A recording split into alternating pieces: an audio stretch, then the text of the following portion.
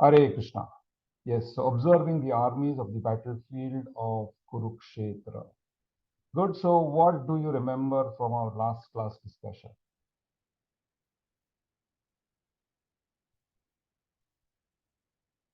Hare Krishna, Prabhuji. Hare Krishna. It's not good. We saw Lord as an Achyuta in shloka Very number nice. 20 to 22. Very That nice. is Lord as Achyuta. infallible one. He never fails Infallible. in his Very good. affection for his devotees out of his causeless mercy. Very nice. Very nice. Krishna as Bhakta Vatsala. That was the aspect that we saw. Yeah, and Achyuta. So there's another reason why Achyuta is Krishna is called as Achyuta. Who remembers? Who knows? Because So something one, like that, Prabhupada explained, Lord always seeking an opportunity to render service towards the pure devotees. okay, no. So one point you've covered correctly. Lord never fails in any of the in the service to his devotees. Therefore, he's Achyuta. Very good. But why does Arjuna call him Achyuta? That is the point. So one is yes, Srila Prabhupada explaining. Transcendental relationship between Lord and his devotees. No. Achyuta, some other reason Achyuta. Anybody else? What is Arjuna doing to Krishna actually? Yeah, he's a charioteer. So he's doing Arjuna what? is a charioteer. No, Arjuna is not a He's chariot. kicking. Krishna is a chariot. Sorry, Krishna is a charioteer. He's taken the lower position. Very As nice. He's a, taken the lower position. It no, looks as he's if he's driving. taken a lower position. Very good. And he's and Arjuna is ordering him. Yeah, but can Arjuna actually order him? He cannot, right? He's the supreme personality of Godhead. So he is, yeah, therefore Achyuta is saying, I am giving an order, but actually it's not because you are on a lower position. Because you are Achyuta, you can never fall down. Yeah. So very good. Yeah, Achyuta. Krishna's name as Achyuta. Therefore, Arjuna calls him Achyuta, somebody who can never fall down. Very nice. Good. What else did we see?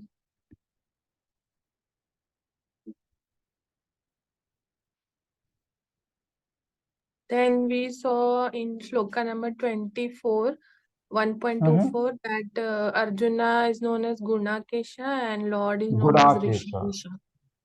Very nice. Gudakesh and Rishikesh. Good. And why is that? Interesting. Very nice points you've taken on. Gunakesha is one who conquers the sleep, and Very sleep nice. reflects the mode of ignorance. Very So, nice. conquering both sleep and ignorance. So, the Arjuna is a devotee of the Arjuna Lord. is, yes, Arjuna is being called that you have to conquer your. So it looks as if Arjuna is going to now fall into ignorance, and therefore he is called Gudakesh there.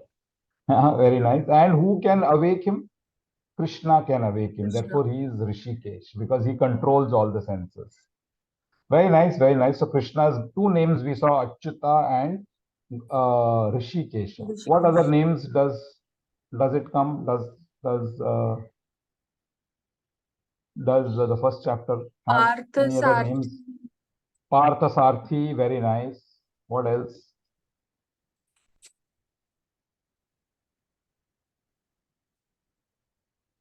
One other name also comes in. G. Starts with G.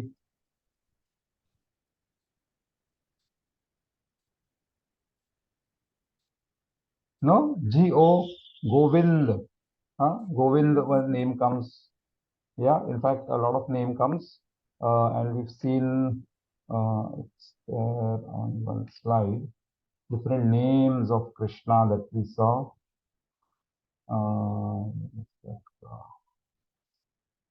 Yeah, so many names of Krishna that we see. Krishna, Rishikesha, Madhava, Achyuta, Madhusudana, Govinda. Some of them will come, some of them have not come.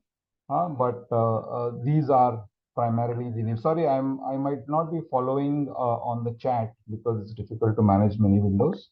So Sachin Prabhuji, yeah, Sachin was mentioning Govind Madhav. Yeah, Madhav also has come. Yeah, very nice. Govinda has come. Madhav has come. Yeah, Madhav. And in what context has Madhav come in the first chapter? Goddess of Lakshmi, Madhava. Husband of goddess of fortune. Yeah. Sorry, Husband husband of of. goddess of husband of goddess of fortune. And what is the link? What is the relationship to that? With the relationship to the first chapter? Because Krishna is present, so goddess of fortune is also present in the battlefield, and it Very is with the nice. side of Pandavas, so they are going to win the battle. Win the war. So signs of victory. Yeah. So we see one of the sections is signs of victory. Yeah. So and we also see other signs of victory. Which other signs of victory have we seen? So one is Madhava, Krishna on the side of the Pandavas. What other signs of victory? Venue, which is a Kurukshetra, it's Dharma Kurukshetra, very Kshetra. nice. Dharmakshetre, Kurukshetre, good. So Krishna on the side of Pandavas and the venue Kurukshetra. What else? There are Kapidwaja. 9 signs of victory. Kapidwaja, Hanuman on the flag. Very good. Hanuman is on the flag. What else? Yeah, Hanuman is also Conch. there and Rama is also there. Yeah, as Lord Krishna. So they will definitely win. Conch shells. Yes, sorry, Mataji, you're saying conch shells. Go ahead. And transcendental sound of conch shells of Arjuna and Lord Conch Krishna. shells, very nice, very nice. Conch shells, yeah, sound of conch shells. What else? What other apart from conch shells? What else? Chariot given by Agni Deva. Agni, chariot given by Agni. Very nice. Yeah. So many different signs of victory is what we are seeing. Yeah. Conch shells, we saw different conch shells were there. So nice link here, which have which names. Krishna's is called, Panchajanya. Arjuna's is Devadatta, Bhima's is Poundra, Yudhishthir is Ananta Vijaya, Nakula's is Saghosha, and Sahadev's Mani Pushpa. Very good.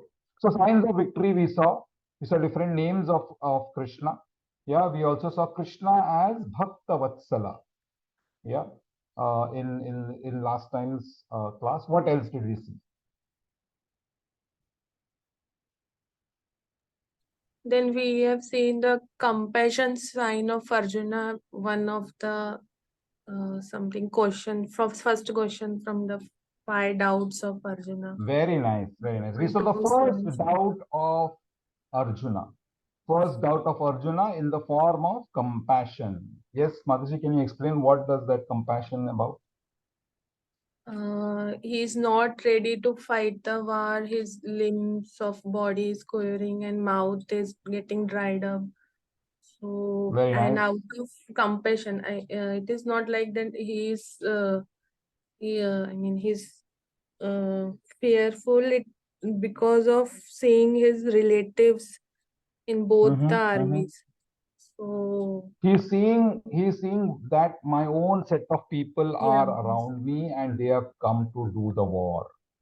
Yeah, and therefore he is very much, yeah, pained, yeah, to see so much of violence is going to happen, so much of people are going to die, all because of me, Arjuna, me as Arjuna, and I want to win this war. I want to, therefore all of these. So he is feeling very much guilty. He's feeling compassionate.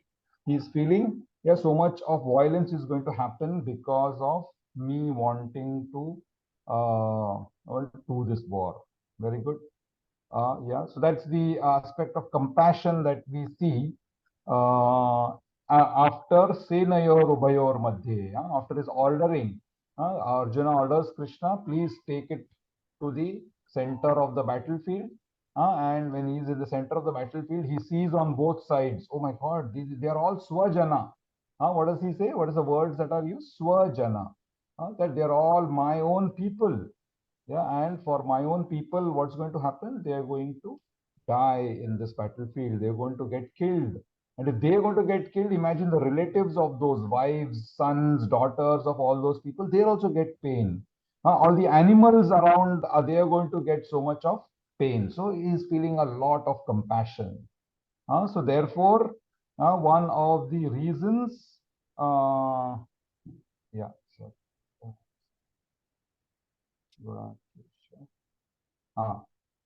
yeah. So he sees all of these people in the battlefield on both sides. How many Akshahunis?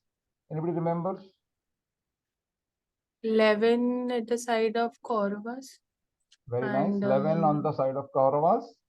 8 at the And side of Pandavas. 8. 8. 8, yeah, sorry, was it 8 or 7? I think total 18 Akshahunis, 11 and 7. 7, 7. Yeah. So those were, and who are on the sides? They are all relatives. Of whom? Of Arjuna. And who are the relatives that he sees? His grandfathers, his fatherly figures. Then same age group, same generation. Bhatran, Sakhan, and Suhruda. Then Putran has a lot of people who are like his sons, and Pautran, grandsons. Yeah, so many people who are all his relatives. They are distributed on this side or that side, and looks like they're all going to have a big war to get killed. Yeah. So he is feeling very much compassion. Seeing his relatives, seeing also so many animals, so many all of these other people. So he's overcome with compassion. So that's the first doubt that arises in Gudakesh. Gudakesh is supposed to be Gudakesh, the conqueror of ignorance, but ignorance has come over Arjuna. And what is the reaction that Arjuna has because of this?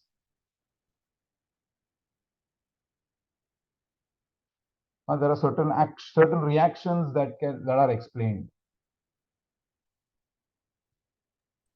His body is trembling, hair is standing. Body is trembling, very nice. What else? Gandiva is slipping, and skin Gandiva is is slipping. burning. Skin is burning, very nice. Yeah, his hands have become all slippery. Yeah, he's unable to stand. His legs are trembling. He's unable to stand. Yeah. So that's what he is. That's what is the first doubt that is coming in, and he is seeing all his mouth drying up. Drishtva, seeing all of those people. Swajanam, yeah. And that's what he says. Drishtva Swajanam Krishna, and he calls Krishna here as Krishna, as a more personal name because he wants to connect to him on a personal level. He's crying out for help, basically. Yeah, so he's saying, I'm astonished to see their fighting spirit. Okay, so yeah, that's what we've seen in our last class. Any quick questions or doubts to what we have seen till now?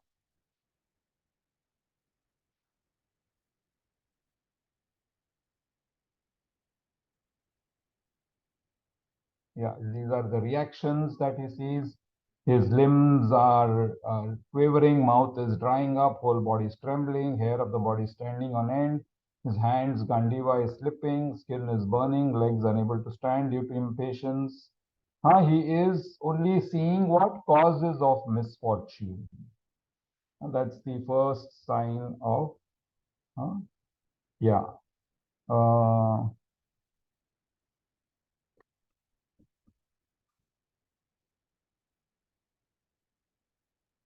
Okay, so let's look at if there are no other questions. Just give me a minute. I'll open up the Bhagavad Gita. We can.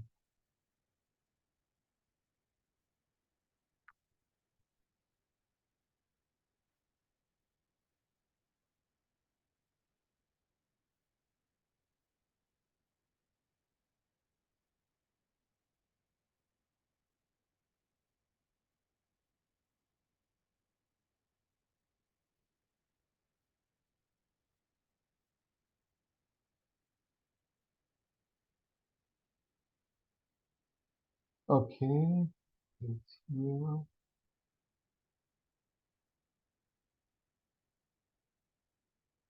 Just give me a minute. It's stuck for us. Yeah, chapter 1. Okay, so we were at text 30 of the first chapter when we finished. Yeah, he is unable to see. He's unable to stand any longer. He's unable to see anything. Okay.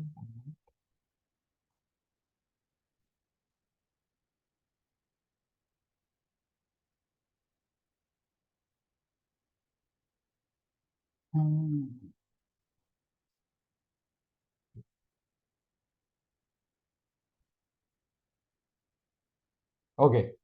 Yeah, so this is where is what we saw. He is unable to everybody can see my screen, right? I hope. Yeah. So this is where we were. Na cha shaknomi avasthatum brahmativa cha me manah nimittani de nimittani cha pashyami viparitani keshava. Viparitani is calling Keshava here. Huh? Keshava, again, so nice point. Keshava is described here, which we didn't discuss last time. Keshava is described here as the killer of the demon Kesi. Yeah, and why would you think he is called Keshava here by Arjuna?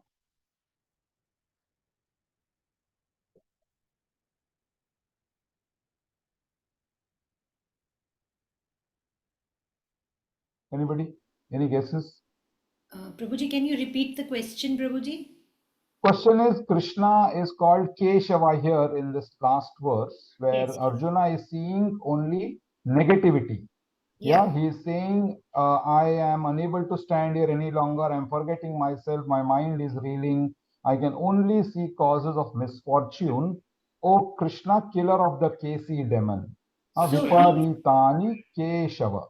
so he's like saying that you have killed many demons. One of them like Kesi. So in my mind now, these doubts and these anxiety and these problems which Very I'm nice. having, they are like demons only, which are not making Very me, nice. which are making me confused and in a very bad state. So since you Correct. can kill so many demons, so can you please kill all these demons of doubts which are arising within me, so that Fantastic. yeah, so that's what I can understand. Yes, very nice, Mats. Very nice. Yes, so he wants to kill the doubt in the form of the Kesi demon, which or the Kesi the doubt which has taken a form of a demon. And since Krishna is a demon killer, he wants help in terms of killing that particular demon. So that's what he sees only misfortune, and therefore he's calling him Krishna. He is expected to remove, so like here Srila Prabhupada explains, Krishna, killer of Kesi demon, is expected to remove Arjuna's demon-like doubts. Therefore, he is calling him Keshava. Very nice. Okay, so let's look at the 31st verse today then, if there are no further questions on what we've covered till now, till verse number 30. 31. Okay, let's read this one. Yeah, Vandana Mataji can read this one. Yeah, Prabhuji, Hare Krishna. Text 31. न च श्रेयो अनुप्ष्यामि हत्वा स्वजन्माहवे न काङ्क्षे विजयं कृष्ण न च राज्यं सुखानि च. Translation. Very nice, very nice. By Srila Prabhupada. Jai Srila Prabhupada. Right. I do not see how any good can come from killing my own kinsmen in this battle, nor can I, my dear Krishna, desire any subsequent victory, kingdom, or happiness. So now he is coming to the next, he's building up to the next doubt. So overall, Arjuna has 5 doubts. Yeah, first doubt is compassion. Second doubt is now coming up slowly. And what is he saying? That he is unable to see how any good can come. So if I kill all these people, how can I get anything good? Is what he is the point he's making. Why? Because all my own kinsmen are going to get killed. Yeah, and how will I get any happiness? Isn't it? So if I win the war and all my kinsmen are killed, then actually I'll be mourning in their death. Yeah. So where is the question of happiness there? And if I lose anyway, I have lost. So in either case, I don't see any kind of a good thing happening here. Good thing which I can enjoy. That's what we say, right? When we enjoy, where something good has happened to me, or something nice has happened to me, I've got a promotion, I've got this, so I'm feeling good and I am enjoying, I'm liking it. But for Arjuna, is saying, I'm not going to like it. Why? Because I don't see anything good happening. I don't see any better, other than mourning. I am not able to see anything. That's what is the next kind of doubt which comes up into the mind of Arjuna. Arjuna cannot enjoy kingdom at the cost of killing relatives. That's the crux of that particular verse. And Srila Prabhupada beautifully explains a lot of things in the purport. Let's look at the purport. Okay. Yamaji, can you read the first paragraph of the Yes, purport? Prabhuji. Purport: without knowing that one's self interest is in Vishnu or Krishna, conditioned souls are attracted by bodily relationships, hoping to be happy in such situations. In such a blind conception of life, they forget even the causes of material happiness. Arjun appears to have even forgotten the moral codes for a Kshatriya. It is said that two kinds of men, namely the Kshatriya who dies directly in front of the battlefield under Krishna's personal orders, and the person in the renounced order of life who is absolutely devoted to spiritual culture, are eligible to enter into the sun globe, which is so powerful and dazzling. Arjun is reluctant even to kill his enemies, let alone his relatives. He thinks that by killing his kinsmen, there would be no happiness in his life, and therefore he is not willing to fight, just as a person who does not feel hunger is not inclined to cook. He has now decided to go into the forest and live a secluded life in frustration. But as a Kshatriya, he requires a kingdom for his subsistence, because the Kshatriyas cannot engage themselves in any other occupation. But Arjun has no kingdom. Arjun's sole opportunity for gaining a kingdom lies in fighting with his cousins and brothers and reclaiming the kingdom inherited from his father, which he does not like to do. Therefore, he considers himself fit to go to the forest to live a secluded life of frustration. Hare Hare Krishna. Krishna. Thank you, Madhu. Yeah. So now very clearly, Srila Prabhupada explains that what is Arjuna's thinking? He is thinking only from a bodily perspective. Last time there was this particular discussion that is this compassion wrong? Yeah. So the compassion is wrong in the sense that he is looking at only from a very narrow bodily relationship perspective. He's thinking, oh, all of these people are going to die, they're going to get so much pain. But he is forgetting that all other people who have come there, they are all Kshatriyas. And for a Kshatriya, what is the best thing? To die in battle and gain heavenly planets. Isn't it? So then they will get heavenly, they will become famous, they will be called martyrs. They will go and enjoy heavenly planets. So there is no loss of enjoyment actually there. But what is Arjuna is doing? Arjuna is thinking from a loss perspective. So Srila Prabhupada explains that who are the people who can enter into the sun planet, means they can become so famous and glorious and all of this. Two types of people: one, Kshatriyas, who have come there to fight, or of course the other set of people, those who are renounced order of life devoted to Lord Krishna, sannyasis and all devotees. So they are eligible to enter here.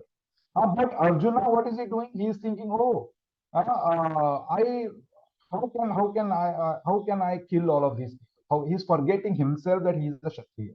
Yeah, and why is that happening? Because of the bodily relationship that he is focusing on. He is thinking, oh, by killing relatives, no happiness in life. Yeah, and if there is no happiness in life, then what's the point? Let me go to the forest. Srila Prabhupada gives an analogy. That, oh, I don't want to, I'm not hungry, so I will not cook. And here also, I don't want to enjoy my kingdom. Yeah, but so therefore, let me not fight. Let me not fight for my kingdom. That is the kind of thinking Arjuna is having. He is forgetting his original constitution, original duty. What is his original duty? His original duty is to fight. Yeah. And if he fights, if he dies, he goes to heavenly planets. If he does not fight and kills all other people, they go to heavenly planets. So everybody is benefited in that particular holy war, which is there. Yeah.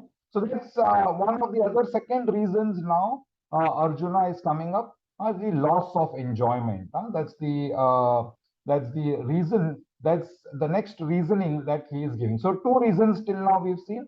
One is compassion. He's saying, how can I give pain to all of these people who are my swajanas? Yeah. Second is, I'm not going to enjoy the kingdom if I'm going to kill all my relatives. Huh? So that's the two reasons that he expands further into this very long verse. Let's try and read this, actually a group of verses.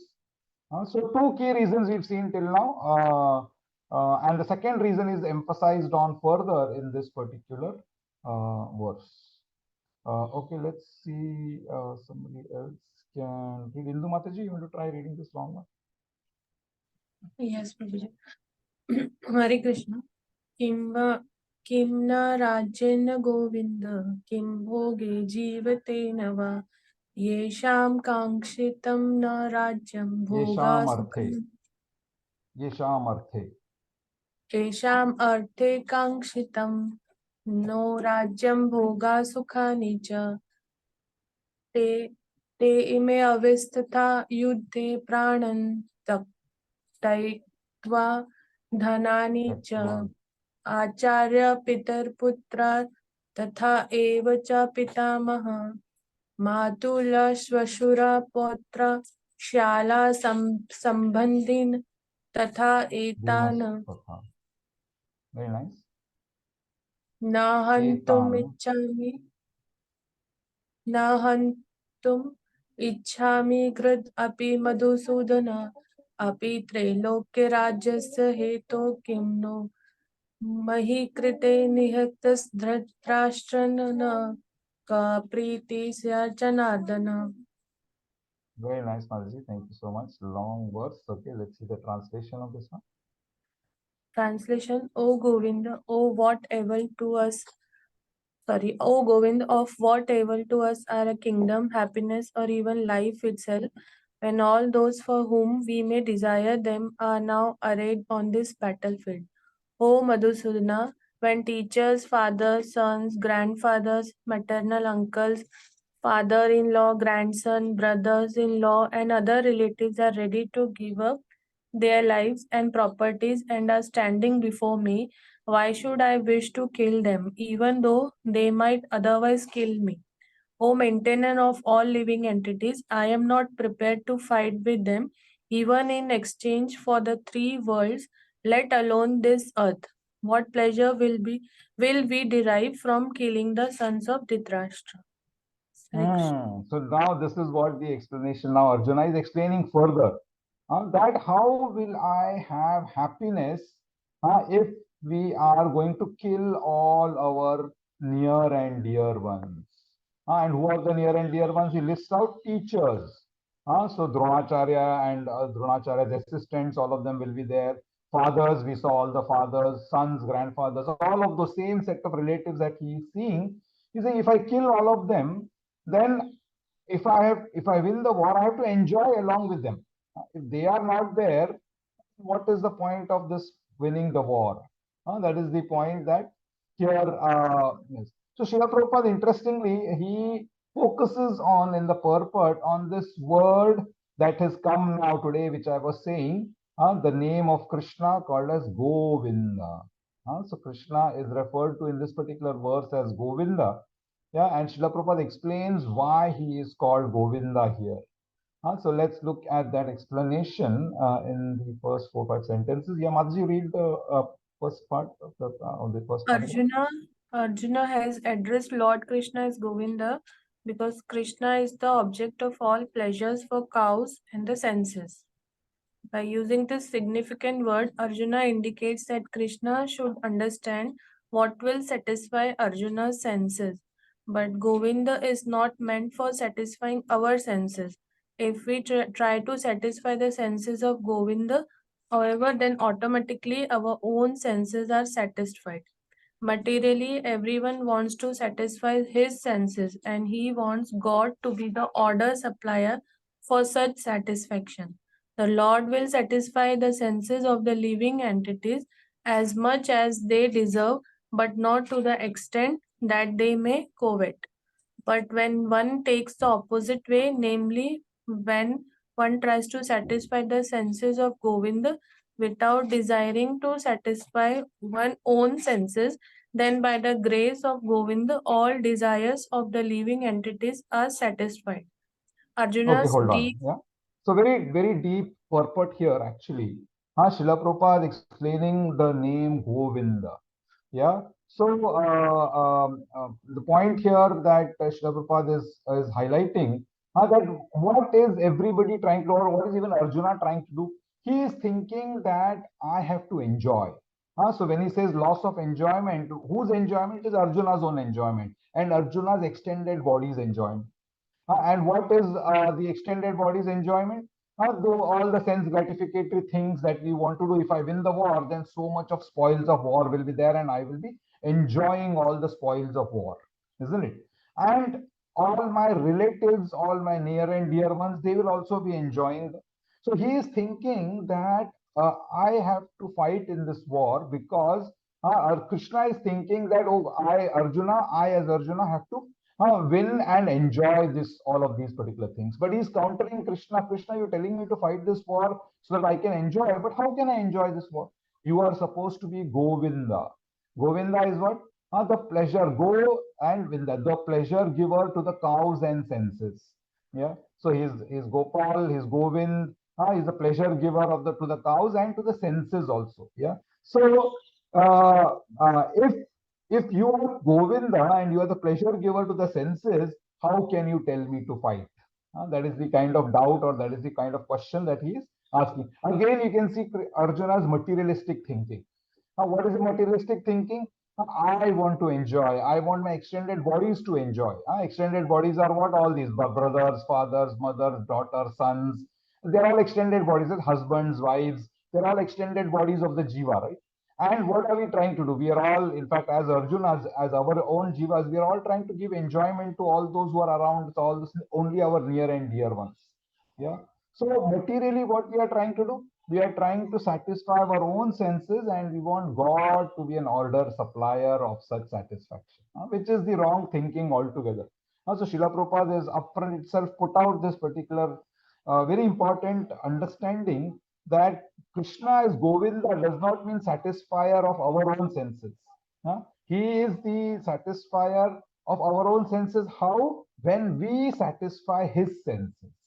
Yeah. So when we try to satisfy Lord Krishna's senses, then automatically we will satisfy our own senses. That's what he says here in the next part. He says, but when one takes, yeah, so materially everyone wants to enjoy, everybody wants to satisfy his own senses, and he wants God to be the order supplier. When one takes the opposite way, that's what he says, that namely when one tries to satisfy the senses of Govinda without desiring one's own senses, then by the grace of Govinda, all the desires of the living entity are fulfilled. That is what is the real method of how. So here what Arjuna has to do, instead of thinking of, oh, my senses are going to get in problem because I will see all these people killed. Yeah, he should be thinking, what does Krishna want me to do? I have to satisfy Krishna. He is the perfect person. He knows everything. He is the supreme personality of Godhead. But what happens for Arjuna? He has overcome his Gudakesh. He's become, instead of Gudakesh, he's become no Gudakesh. He's become Ulta. The ignorance has overtaken him. Yeah, and therefore he is thinking from a very materialistic thought process. He is thinking, oh, how will my enjoyment will go away? How will my relatives enjoy? How will I enjoy? All of these people will get killed. Yeah. So Srila Prabhupada explains that further as we see in the purport. Mataji, can you read the purport here from Arjuna? From everyone, Prabhuji? No, No, Arjuna's Arjuna's deep affection for community and family members is exhibited here partly due to his natural compassion for them. He is therefore not prepared to fight. Everyone wants to show his opulence to friends and relatives, but Arjuna fears that all his relatives and friends will be killed on the battlefield and he will be unable to share his opulence after victory. This is a typical calculation of material life. The Yeah, transcendental hold on. Yeah, so this is let's meditate on this particular typical calculation of material life. How Arjuna is thinking, and for all of us also. We buy something new, What happens? Oh, we want to show it off to our friends. A new car, oh, come, we'll go for a ride. So we want to show how, happy. So I want to show my happiness by sharing what I have done, isn't it? For Arjuna also is the same concept. He is thinking, oh, I'm going to win this war and I'm going to show off saying that, wow, this particular war I have won now. I have all of these spoils. Now I have this kingdom. But who is he going to show to? All the relatives are going to either be maimed or in the hospital or killed, or so he is thinking a step ahead, saying that even if I win the war by killing all these people, I can't show off this particular things. I can't show my opulence to my friends and relatives. So what is the point of this war? So Arjuna's materialistic thinking is come into fore here. Yeah, he is thinking that if I win the war, I have to show it off. If there is nobody there, how can I show off? Therefore, no point in fighting the war. Let all of these people enjoy as they are. That's what the point that he is saying. So Srila Prabhupada is countering this thought process in his purport, so that he gives the right understanding for all of us. Let's see what does he say about the opposite of what is a typical calculation of material life in this next part. Yeah, Mataji, read ahead. The transcendental life, however, is different. Since a devotee wants to satisfy the desires of the Lord, he can, Lord willing, accept all kinds of opulence for the service of the Lord. And if the Lord is not willing, he should not accept a farthing. Arjuna did not want to kill his relatives, and if there were any need to kill them, he desired that Krishna kill them personally. At this point, he did not know that Krishna had already killed them before they coming into the battlefield, and that he was only to become an instrument for Krishna. This fact is disclosed in following chapters. As a natural devotee of the Lord, Arjuna did not like to retaliate against his miscreant cousins and brothers, but it was the Lord's plan that they should all be killed. The devotee of the Lord does not retaliate against the wrongdoer, but the Lord does not tolerate any mischief done to the devotee by the miscreants. The Lord can excuse a person on his own account, but he excuses no one who has done harm to his devotees. Therefore, the Lord was determined to kill the miscreants, although Arjuna wanted to excuse them. So nice point. So in the materialistic thinking is me, mine, I want to enjoy. Yeah, and therefore Krishna should come in and do all of these work for me. That is what the second part of the material thinking is. That who should, so Arjuna is also thinking like that. Oh, all of these people should be killed. Krishna should kill them personally. I don't want to do any of this particular work. I don't want to get my hands dirty. Yeah, that is what the kind of thought process. But as a Kshatriya, it was his duty. It was his duty to go into the battlefield and fight the war. And basically, he forgets that he is actually only a nimitta matra. He's only an instrument in the hands of Krishna. Krishna wants to kill all of them, and he's going to utilize Arjuna to do his particular bidding.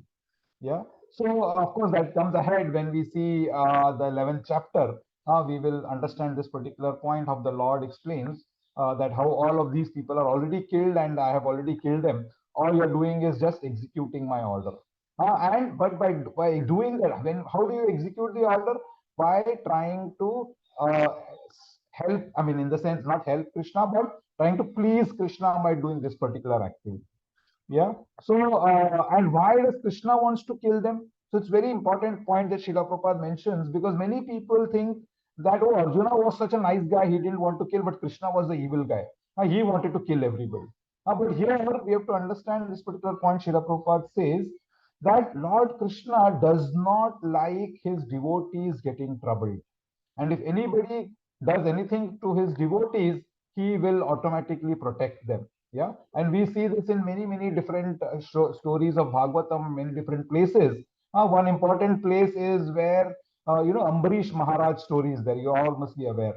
Yeah, Ambarish Maharaj was troubled by another devotee, but Krishna, because Ambarish Maharaj was troubled, he sends the Sudarshan Chakra. Sudarshan Chakra basically comes in and protects Ambarish Maharaj here. So here Lord says that, or Srila Prabhupada says that the Lord does not retaliate against the wrongdoer, But if the wrongdoer is doing something wrong to his devotee, then the Lord does not excuse him. Yeah. So the Lord can excuse a person on his own account. We see the case of Shishupal. So many, insults that he does. Lord says, okay, okay, okay, next.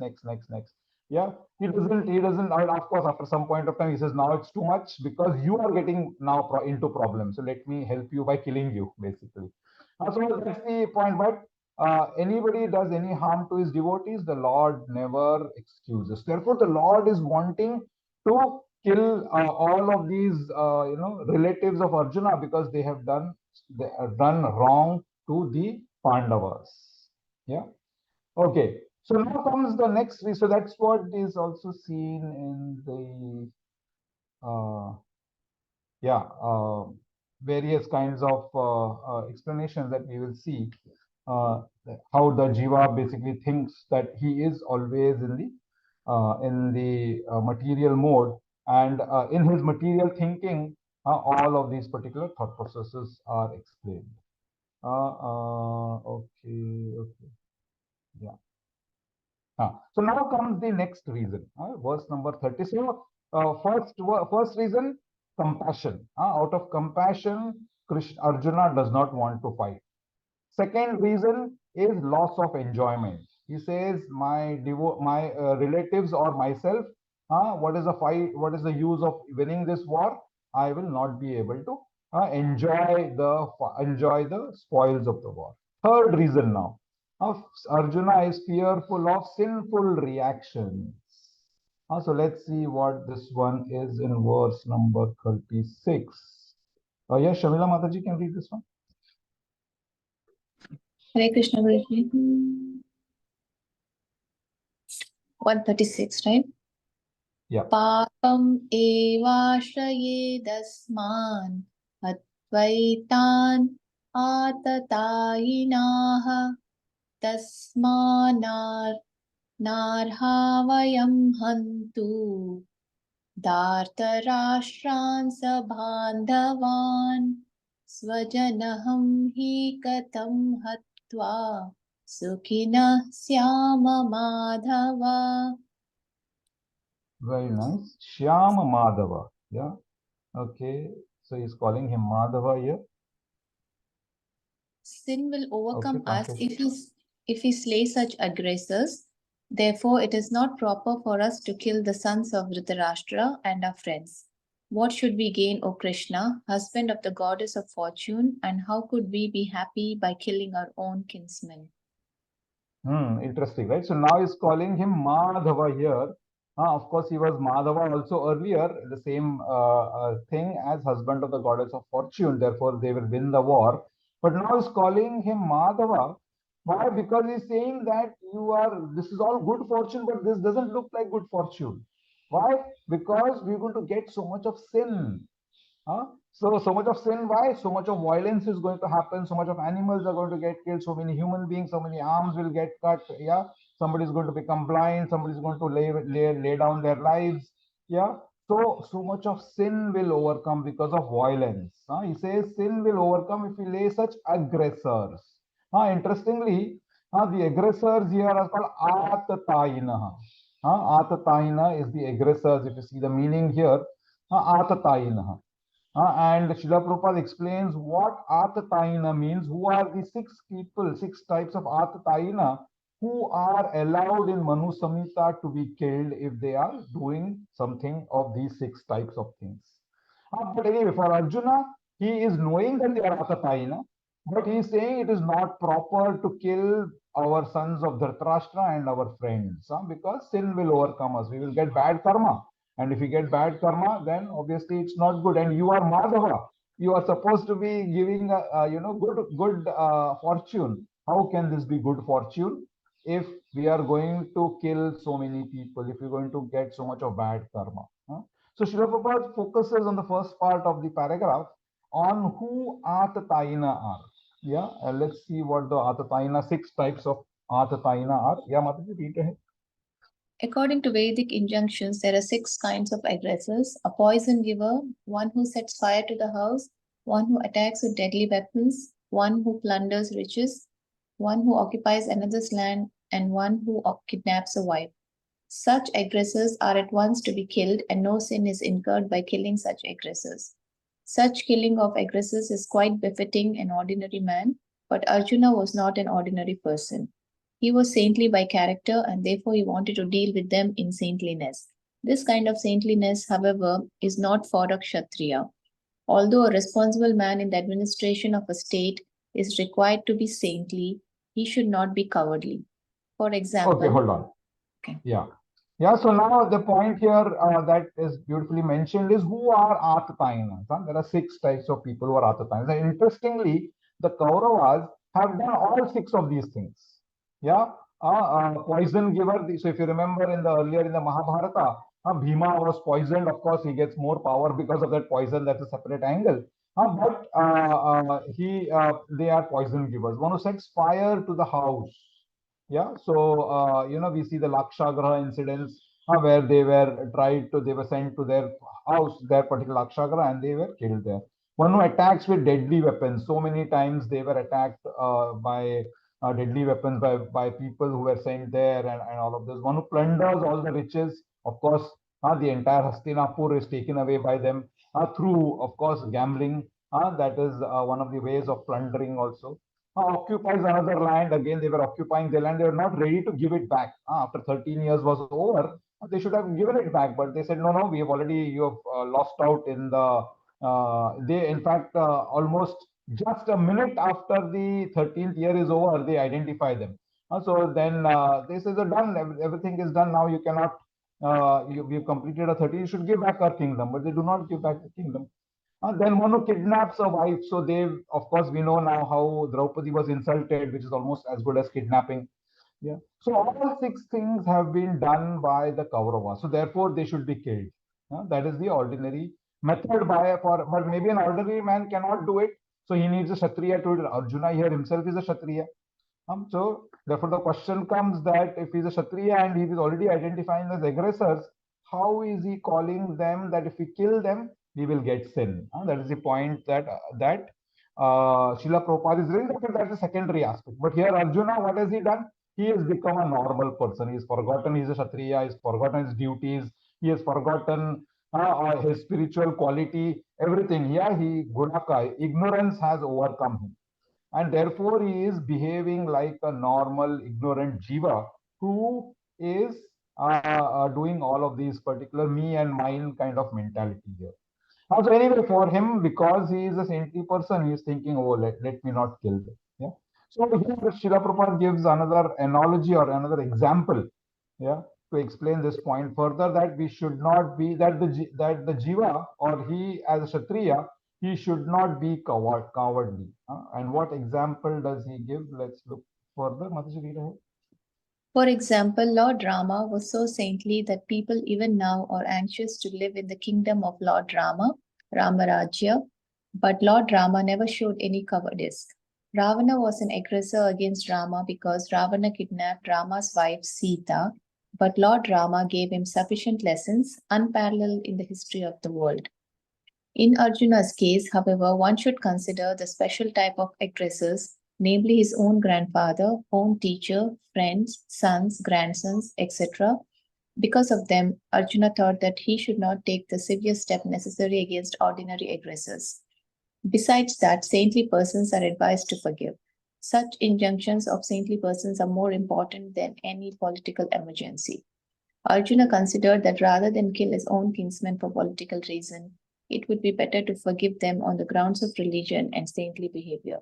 He did not, therefore, consider such killing profitable simply for the matter of temporary bodily happiness. After all, kingdoms and pleasures derived therefrom are not permanent, so why should he risk his life and eternal salvation by killing his own kinsmen? Arjuna addressing of Krishna as Madhava, or the husband of the goddess of fortune, is also significant in this connection.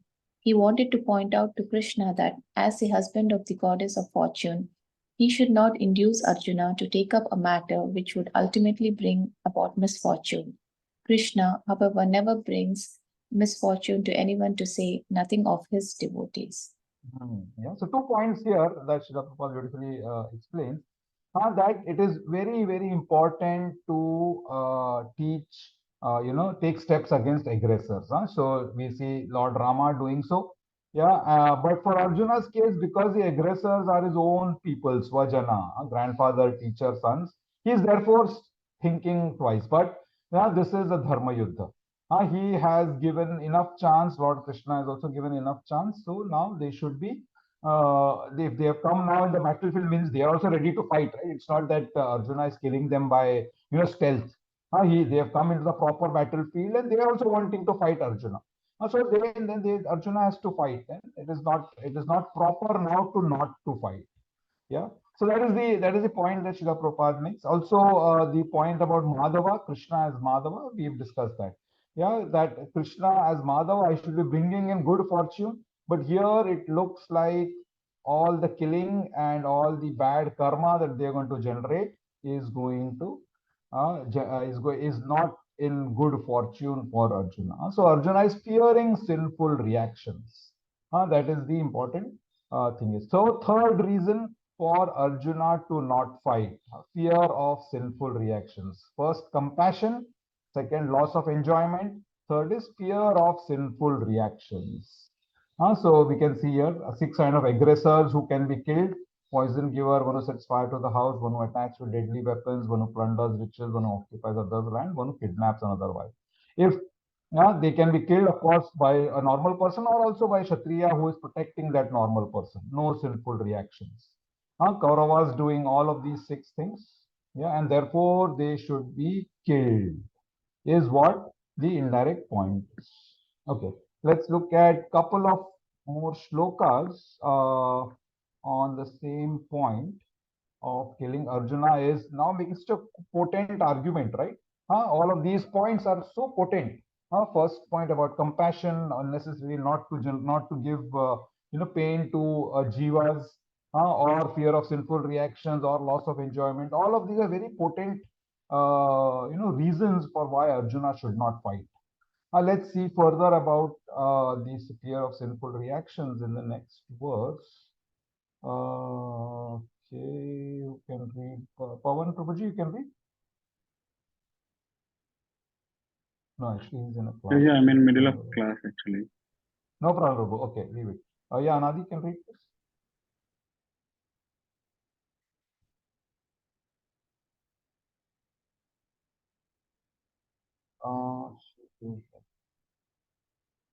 Well, okay, Prabhu. Yeah, Vandana Mataji would. Oh, she's okay, fine. Okay, Shamila Mataji, you have to continue, probably. Okay, thank you. 7:30. Yeah, 37 and यद्यपेन पश्यन्ति लोभोपहतचेतसः कुलक्षयकृतं दोषं मित्रदोहे च पातकम् कथं न ज्ञेयमस्माभिः पापत्मानिवर्तितुं कुलक्षयकृतं दोषं प्रपश्यद्भिर्जनार्दन. Janardana. Very nice. Now it's called Janardana. Let's see why it's called Janardana. Okay, let's see the translation. Go ahead. O Janardana, although these men, their hearts overtaken by greed, see no fault in killing one's family or quarreling with friends, why should we, who can see the crime in destroying a family, engage in these acts of sin? So now, basically, he is coming with one more angle. One more angle that he is coming is, they are ready to kill. Yeah. Why should we do what they are doing? We've seen that. He is doing like that does not mean I also have to do it like that. That's the point Arjuna is making here. And their hearts are overtaken by greed. My heart is not overtaken by greed. So why should I behave like them? And because their hearts are overtaken by greed, they are seeing no fault in killing one's family or quarreling with friends. So he's kind of blaming the Kauravas, saying that they are so greedy, and because of that they are fighting with me, and they are feeling and they are ready to kill each other. But that does not mean I also should be like that. Why should I overtake sin? Why should I get sin because I want to behave like them. That is the point that here Arjuna is making. Let's see, interestingly, what Prabhupada has to say on this particular rhetorical question that he is making. Yeah, Shabda Siddhi? A Kshatriya is not supposed to refuse a battle or gamble when he is so invited by some rival party. Under such an obligation, Arjuna could not refuse to fight because he had been challenged by the party of Duryodhana. In this connection, Arjuna considered that the other party might be blind to the effects of such a challenge. Arjuna, however, could see the evil consequences and could not accept the challenge. Obligation is actually binding when the effect is good, but when the effect is otherwise, then no one can be bound. Considering all these pros and cons, Arjuna decided not to fight. So Shilabra nicely makes now this is he's saying Arjuna, why is the Arjuna not is not wanting to fight even though he's challenged for Kshatriya. When somebody challenges him, then he has to come, and therefore we see that's why the reason why Yudhishthira also goes to the dice match, because he has been challenged. And no challenge can be said no by a Kshatriya. That's one of the Kshatriya qualities. So when Arjuna is now challenged to a fight, he cannot say no. But there are certain reasons or particular conditions where he can say no. And what is that? If one of the parties see that there is evil consequences, and Arjuna is seeing evil consequences. He's saying all these people are going to get killed, all these people are, their greed is going to call them into so much of sin making. So Arjuna is not only looking at sin from his own side, he's looking at sin from the other sides also, because other Kshatriyas are also going to fight, right? They are also going to kill. They are also going to get so much of bad karma. But they are ready. But that does not mean I have to be ready. Yeah. So because this does not seem to be a great proposition, I am not ready to fight because I don't see any upside here. So even if I come to the challenge, there should be some upside, right? But here in this challenge, there is no upside. So I don't want to bet at all. That's what typically we say, right? If everybody is saying, if everybody knows that this team is going to win, nobody bets against that team. Isn't it? As they say, yes, yes, yes. Nobody is going to say, no, no, I will bet against that team because he's a foolish person only. So Arjuna also here saying, I'm not seeing any great thing happening here. So why I should take up this challenge? So in that state, he's saying, I do not want to fight with that. Again, why? Because he sees that a lot of destruction of family is going to happen. So Arjuna is seeing a lot of bad things. A lot of family is going to get killed. All of the other party is blind to this, but he is not blind. So he is not ready. He's not seeing any upside to the bet. He's not seeing upside to the challenge. And therefore, he is refusing to fight because he's seeing all families are going to get killed.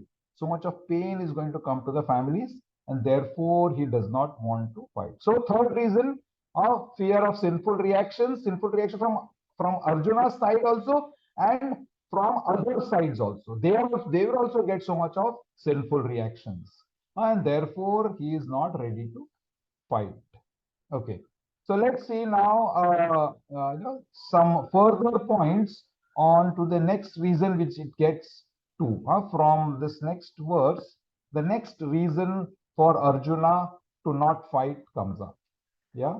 So 39 and 40 is what? So already there is a destruction of family mentioned by Arjuna in the previous verse. Let's see, he extends then further on to this destruction of family point in the next verse. Let's see, what does he say? Yeah, Anadi, your mic is fine now. Right? Hare Krishna. Can you all hear? Yes, yes. Hello? Right. Yeah. Kulakshaye pranashyanti kuladharma sanatanaha dharme nashte kulam krutstam adharmo bhavatyuta. Very nice. With the destruction of the dynasty, the eternal family tradition is vanquished, and thus the rest of the family becomes involved in irreligion. So now comes the fourth reason for Arjuna to not fight. And what is the fourth reason? Destruction of dynasty. He is saying all families are going to get killed. All the good people who are there, the best of the Purushas, the best of the male warriors, they're going to come and get killed here. Also, an entire genus of people is going to get killed, which means what?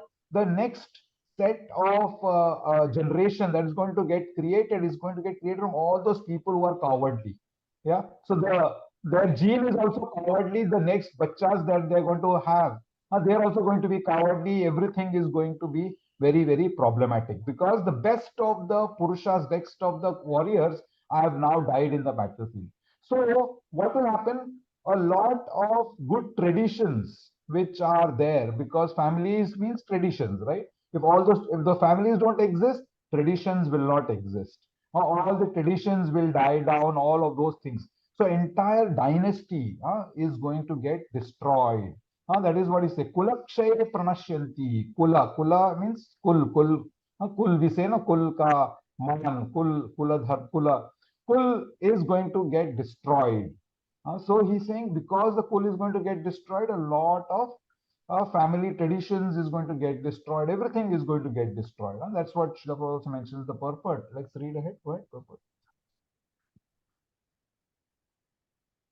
Yeah. In the system of the Varnashrama institution, there are many principles of religious traditions to help members of the family grow properly and attain spiritual values. The elder members are responsible for such purifying process in the family, beginning from the birth to death. But on the death of the elder members, such family traditions of purification may stop, and the remaining younger family members may develop irreligious habits and thereby lose their chance for spiritual salvation. Therefore, for no purpose should the elder members of the family be slain. Yes. So now the fathers, grandfathers are going to get killed in the war, isn't it? And they are the holders of tradition. Now, if they are going to die, then all the traditions are going to get destroyed. So Arjuna's point, he expands further from his previous point of killing family to the destruction of dynasty because of such family killing that is going to happen.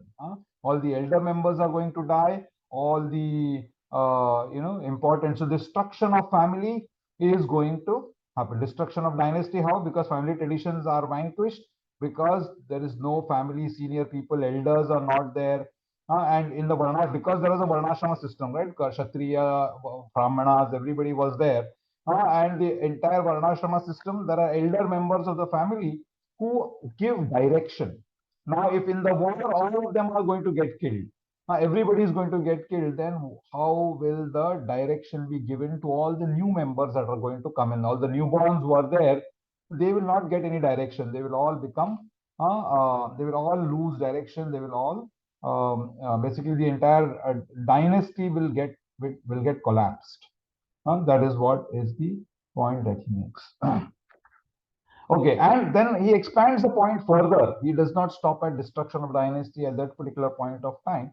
He expands as one more downside to all of this killing of family members. And what is that point? Let's look at the next one, verse number 40. Yeah, Indumatri can do this.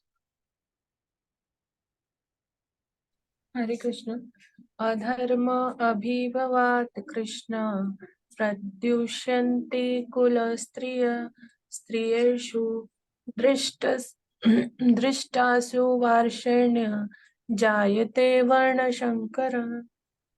So he's saying Varna Sankara will happen now. What is this Varna Sankara? Let's see the translation. Translation: when a religion is prominent in the family, O Krishna, the women of the family become polluted. And from the degradation of womanhood, O descendant of Vrishni comes unwanted progeny. So now he's called Varshneya. Now Krishna, previously he was called Janardana, and now he's called Varshneya. That's what is the word that is used here. So why Varshneya? Interestingly, Varshneya, or descendant of Vrishni. Varshneya is described as descendant of Vishnu. Why would you think Arjuna is calling him Varshneya? He is from the Yadukul. Very nice. Very, yes. So yes, very good. He's from the Yadukul. So he has all the good kulas from because of the kulas. Very nice. And he's saying because you've got your all your good qualities from your kula, how can you propose that we destroy the entire kula? That is how the word play here is. He's calling him Varshneya by invoking his kula. To by Arjuna. Arjuna is now here playing a good play of words. He's focusing his argument, saying that you have got your good kula because, of course, because of the Yadukul. But now you're telling me to now destroy the entire kula. You to want to destroy the Kuru, the dynasty here. How does that work? That is the kind of indirect argument Arjuna is putting towards Krishna. And he says that what will happen when families get killed, when this kula is destroyed? Women will get polluted because they will not have good quality men to take care of them. Yeah, and degradation will cause unwanted progeny, or the entire kula will get destroyed. Children will not be having protection. Children will not be having direction, and all of those particular things. Yeah, Srila Prabhupada explains that in the purport. Let's read the purport quickly so that we can collate all the points. Go ahead, Madhu. Good population in A good population in human society is the basic principle for peace, prosperity, and spiritual progress in life. The Varnashrama religion's principles were so designed that the good population would prevail in society for the general spiritual progress of state and community. Such population depends on the chastity and faithfulness of its womanhood. As children are very prone to be misled, women are similarly very prone to degradation. Therefore, both children and women require protection by the elder members of the family. By being engaged in various religious practices, women will not be misled into adultery. According to Chanakya Pandit, women are generally not very intelligent and therefore not trustworthy. So the different family tradition of religious activities should always engage them, and thus their chastity and devotion will give birth to a good population eligible for participating in the Varnashrama system.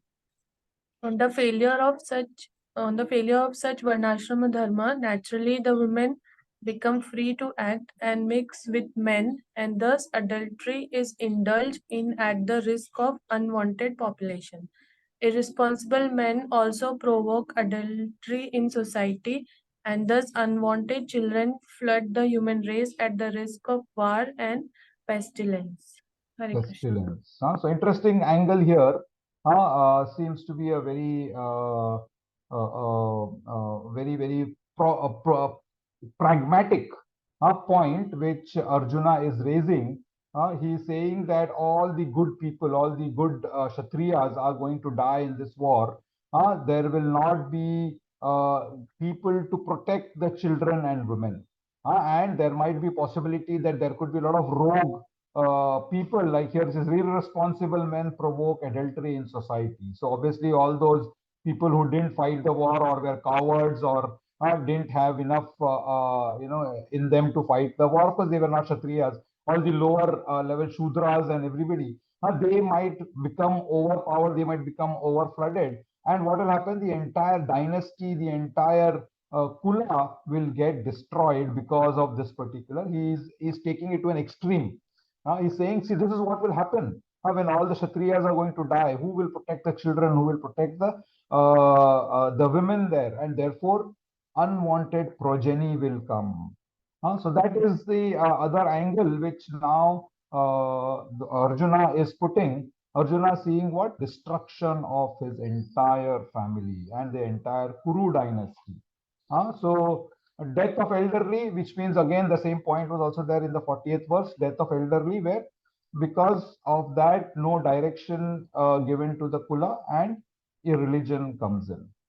So various aspects of dharma, what is taught in as part of the, we'll not go into details here, but different samskaras are to be done as part of the varnashram dharma. And if they are not done, then obviously the kids born are not of great quality. Yeah. So that needs to be done. If that is how will how are all these samskaras on all of these dharmas, pradharmas come in? They come in because of the elderly people, because of the good people in society. Now, if all those are going to get killed, all the irresponsible men are going to overtake society. So that is what Arjuna is seeing. He's seeing this fourth big reason that destruction of dynasty is going to cause the entire kula nash. Is what he is saying. Yeah, Shamila Mataji had a point. Go ahead. No, Guruji, here I'm just reading that according to Chanakya Pandita, women generally are not intelligent. I'm not talking from a feminist No. point of view. I'm just asking, like, Mhm. people or women in general take offense to this when it said Yeah. women generally are not very intelligent and therefore not trustworthy. Like, how do we understand this line? Yeah, Like, why should when you if you read Chanakya, he seems very misogynist here. Yeah, but is he was the he was point. he a misogynist? Was he like that? No, Like, he's he's making a point. They are less. See, intelligence is in different angles, different places. Yeah, for example, plumbing requires a different level of intelligence, and typically plumbers. How do you force when you see plumber? What is a plumber? It's typically a male, right? 99.9% there will be, when a plumber is called, a male will come. Now, that is your mind also is how we are also built in. Why? Because that kind of job requires, or oil drilling, for example, oil rigs. If you see oil drilling, it's a very masculine, very, that kind of a job where those skills are required. So in terms of building society, in terms of building the entire society, certain skills are required in certain places, another set of skills are required in other places. Yeah. So intelligence is from that particular perspective. Yeah. So taking care of children, bearing children is a very womanly intelligence activity. and But plus a giving male those cannot do it. soft skills and giving those soft skills to the children, Exactly. which the man To the cannot do. children. Yeah. Exactly. Yeah. So the entire, if you cannot look at it from a feminist angle to this particular, I mean, if you can look at it a feminist angle and take offense, that is separate part. But we can also look at what has happened to feminism from a Western concept also. Actually, the entire Srila Prabhupada further mentions that typically because if women are not in the protection of the elders and all of these things, we see what has happened to Western society. So much of degradation happens, right? Yeah, and then finally, what happens? The male comes in. They are just wanting to enjoy. They will enjoy, and they will go away. Who has to bear the kid? The woman has to bear the kid. Who has to raise the kid? The woman has to raise the kid. And therefore, what the woman will have to do, he will have to take help from the government or take help from another person who's going to exploit her further. Yeah. So the entire concept, if it is not understood in the right manner, will actually, is problematic for the woman itself. Therefore, the entire concept of Varnashram Dharma has been taken into consideration all of these aspects. And therefore, they have said that why we have to engage, or why Chanakya Pandit says this, is because he has seen if this is not done in that way, then what will happen? Women will get easily exploited, and because of exploitation, who is to take who's the biggest cost to that exploitation? It's the woman itself, right?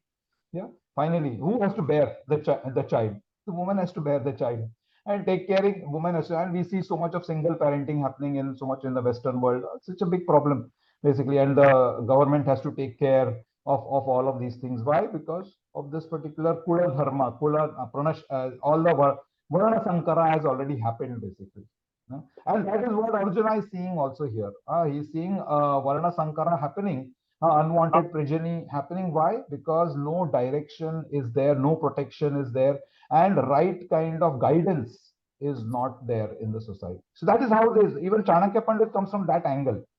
He is not coming in from that he does because he hates women, he wants to control women. You can't read Chanakya from a misogyny perspective. You have to understand the logic behind why Chanakya Pandit says that. Because he says that because of that, what will happen? This is a woman who's going to get more exploited if that is the case. That is where the intelligence comes from. Make sense? It's a psychophysical, I think it's a psychophysical condition of a woman. That's Also, what yeah. is mentioned here, because that's why they need protection.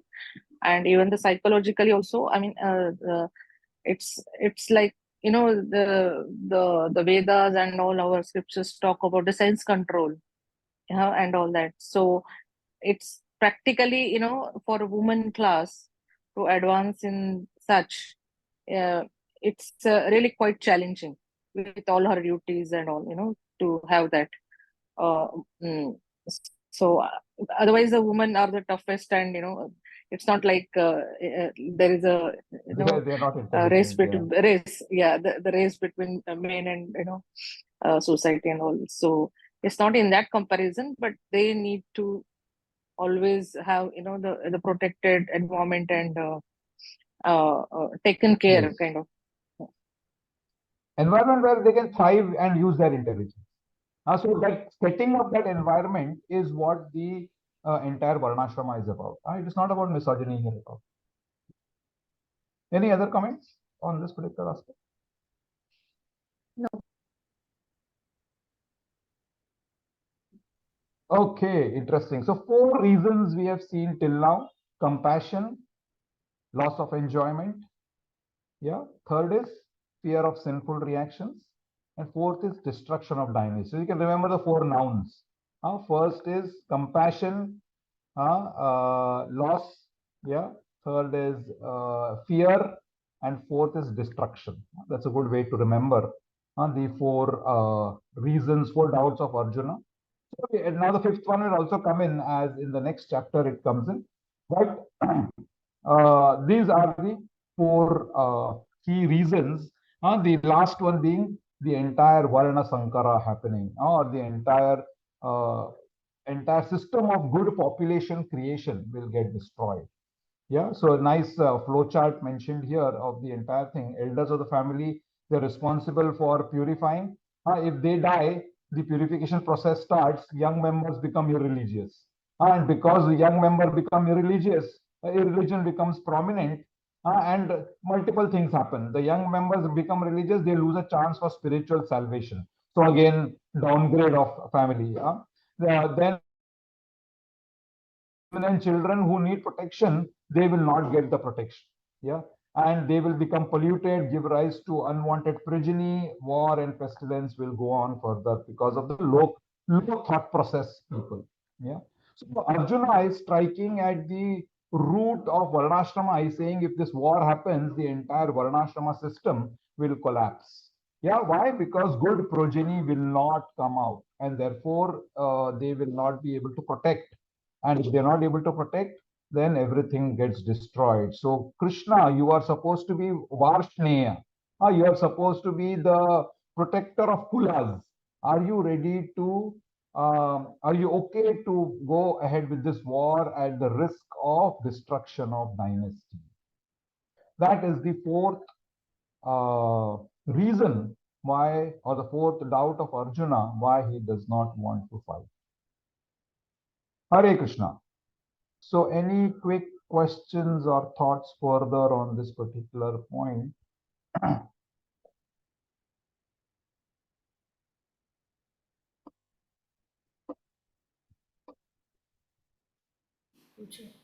Hare Krishna Prabhuji.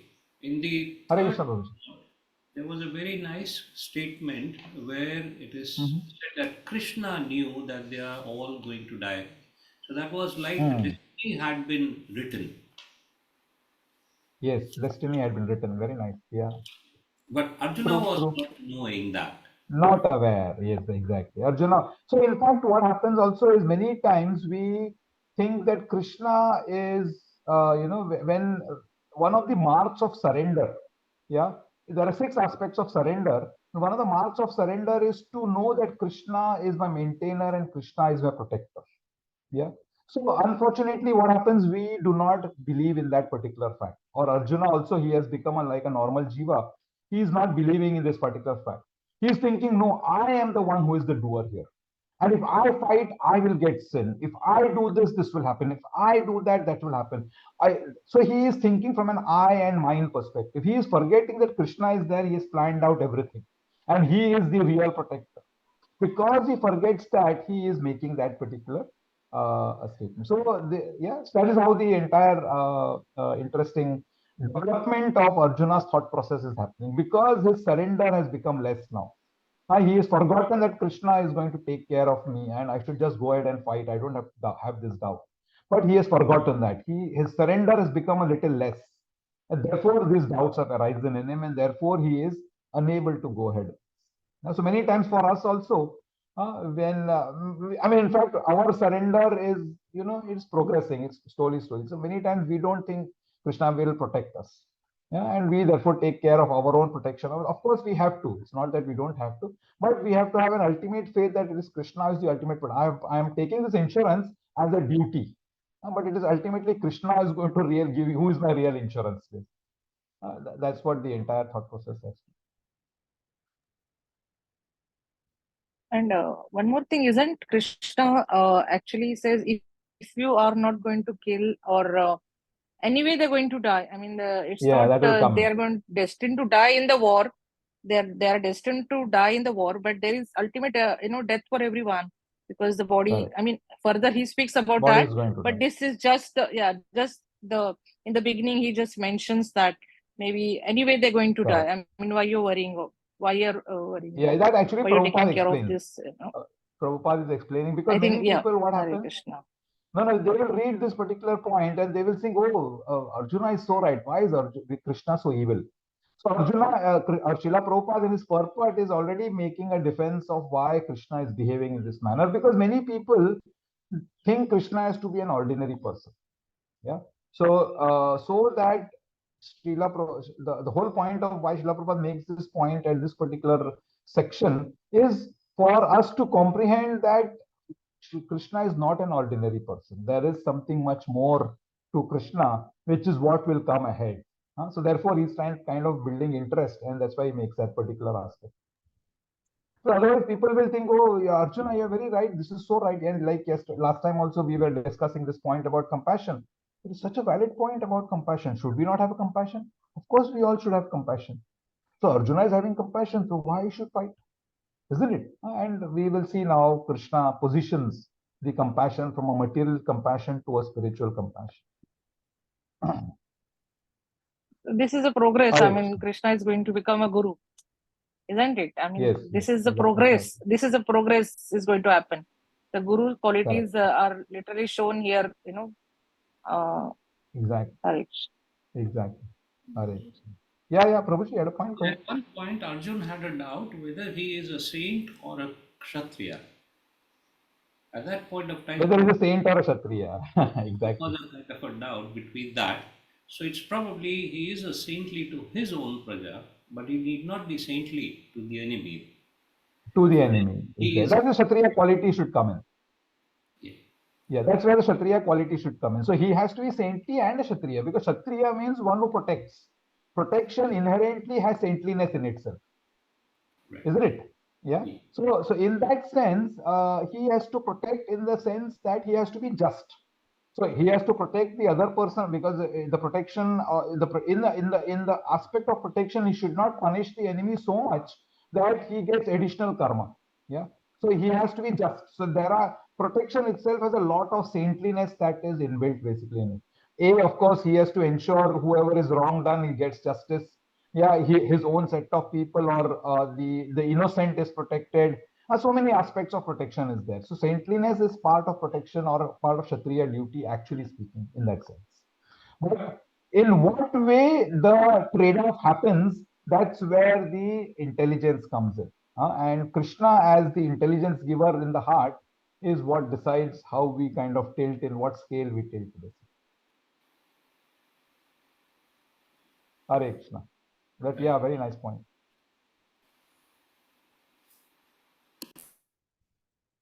Okay, if there are no further questions, we will stop here. Like I said, we generally do 10 shlokas a session, so that in 70 weeks we will kind of be finishing with Bhagavad Gita. But of course, not necessary. But I try to maintain the 10 shlokas a session. But if it is fast, we will slow down. Not to worry. But that's where we are. Arjuna's 4 doubts, of for why he does not want to fight. So do meditate on this aspects that we've seen, because all of these are very important as we progress as to now Krishna, how he takes out all of these doubts, how he explains, how he kills all of these doubts, from the mind of Arjuna, so that Arjuna goes ahead and fights with full surrender. That's how Krishna is going to now, he's going to explain or rather clarify all these doubts to Arjuna. Hare Krishna. Okay, so let's then close for the day. Ekam Shastram Devaki Putra Gitam Eko Devo Devaki Putra Eva Eko Mantra Tasya Namani Yani Karmapi Ekam Tasya Devasya Seva. Tumeva Mata cha Pita Tumeva Bandhushta Sakha Tumeva Vidya Dravinam Tumeva Sarvam Mama Deva Deva. Krishnaya Vasudevaya Hare Paramatmane Pranatah Klesha Nashaya Govindaya Namo Namah. Krishnaya Vasudevaya Devaki Nandanaya Chananda Gopakumaraya Govindaya Namo. Vasudev सुतम देवम कंस चाणूरमर्दनम देवकी परमानंदम कृष्णम वंदे जगद्गुरु कात्यायनी महामाये महायोगिन्यधीश्वरी नंद गोप सुतम देवी पतिम मे कुरुते नमः श्री कृष्ण शरणम मम दासोहम कृष्ण तवास्मि श्री कृष्ण शरणम मम दासोहम कृष्ण तवास्मि श्री कृष्ण शरणम मम दासोहम कृष्ण तवास्मि हरे कृष्ण कृष्ण कृष्ण हरे हरे हरे राम राम राम हरे हरे श्रीमद् भगवद गीता पाठ की जय, श्रीला प्रभुपाद की जय। Hare Krishna. Hare Krishna Prabhuji, thank you. Hare Krishna. Hare Krishna, Hare Hare Krishna. Krishna. Bye bye. Hare Krishna Guruji. Thank you so much. Hare Krishna.